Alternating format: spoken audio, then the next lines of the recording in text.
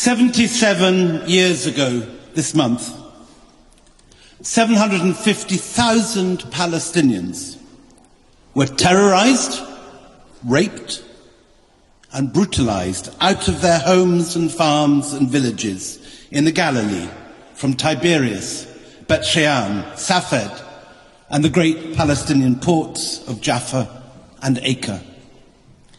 They were driven out with napalm and machine guns and machetes, and forced to flee from their olive trees onto the barren sand dunes of Gaza, where they remain. At the end of 1948, less than 15% of Palestinians remained where they had always lived.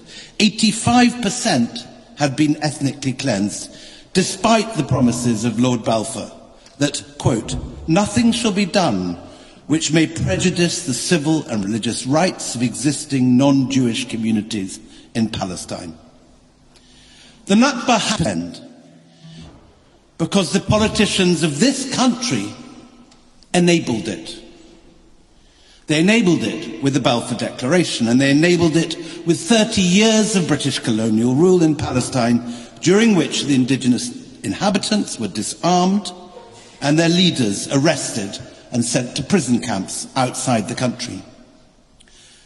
This country has a historic responsibility, more than virtually any other, to see the establishment of a Palestinian state and to provide some protection for the Palestinian people who have suffered what they did because our grandparents' generations regarded the Palestinians as somehow expendable and unimportant.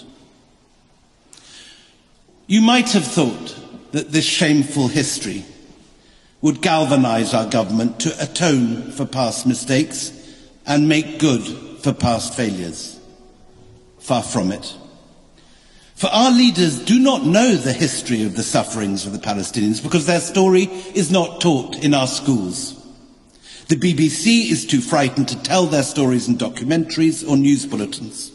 The British people are not taught the dark history of our responsibility for this mess. Instead, we as a country still provide diplomatic cover for Netanyahu's extremist administration, which has made its intentions entirely clear. Smotrich, Netanyahu's finance minister, said last week on television, Gaza will be entirely destroyed, and its population will leave in great numbers to third countries. Yet this government has done nothing. It is complicit with the most public and visible of war crimes. Our taxpayers' money is still being used to send the RAF to assist the genocide in Gaza with British-gathered intelligence, to enable the murderers to kill yet more women and children with aircraft parts made in this country and freely exported to the IDF.